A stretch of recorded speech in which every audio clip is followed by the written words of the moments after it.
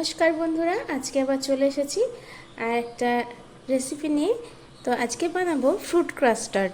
তো এখানে fruit custard বানানোর জন্য আমি এখানে 500 ml দুধ নিয়েছি।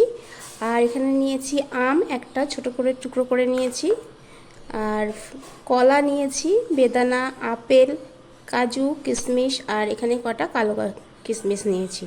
আর এখানে আমি নিয়েছি কাস্টার্ড পাউডার, এটা ভ্যানিলা ফ্লেভারের কাস্টার্ড পাউডার নিয়েছি। তো এই চামচে 2 চামচ নিয়েছি আমি। তো প্রথমেই যেটা করব, আমি এখান থেকে দুধটা আমি কিছুটা গরম করে রেখেছি। তো এই দুধটা থেকে আমি কিছুটা দুধ এতে নিয়ে কাস্টার্ডটা পাউডারটা গুলে নেব, তারপরে দুধটাকে আমি আবার গরম হতে দেব। কাস্টার্ড পাউডারটা আমি গুলে নিচ্ছি।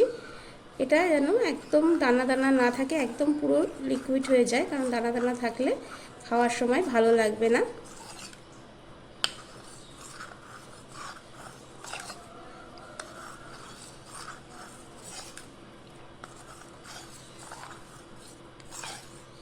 দুধটা এখানে আমি গরম করতে দিয়ে দিয়েছি, আর এখানে আপনারা আপনাদের পছন্দ অনুযায়ী স্বাদ অনুযায়ী চিনি দেবেন এখানে। তো আমি এখানে অল্প পরিমাণে চিনি দিয়ে দিলাম, কারণ সব কটা ফলই মিষ্টি, তাই অল্প করে চিনি দিয়ে দিলাম। দুধটাকে এবার ভালো করে ফুটিয়ে নেব।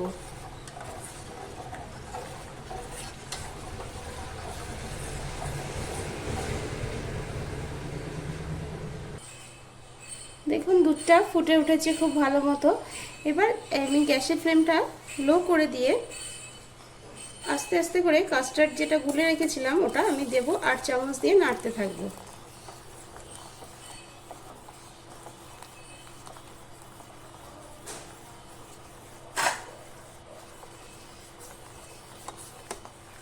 দেখুন দেওয়ার সাথে সাথেই কিন্তু দুধটা ঘন হয়ে আসছে।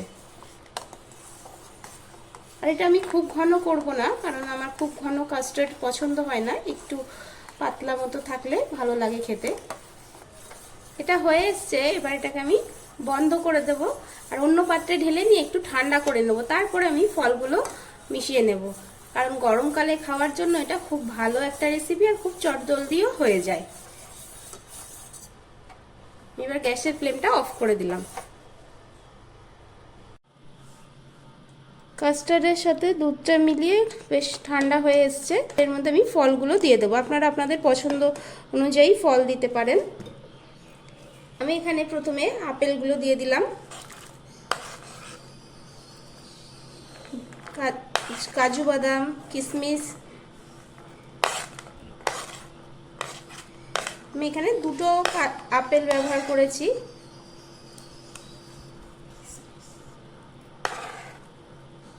কলা দিয়ে দিলাম। এবার আম যে নিয়েছিলাম, এখন যেহেতু গরমের সময় পাকা আম উঠে গেছে, তো এই জন্য পাকা আম দিয়ে দিলাম।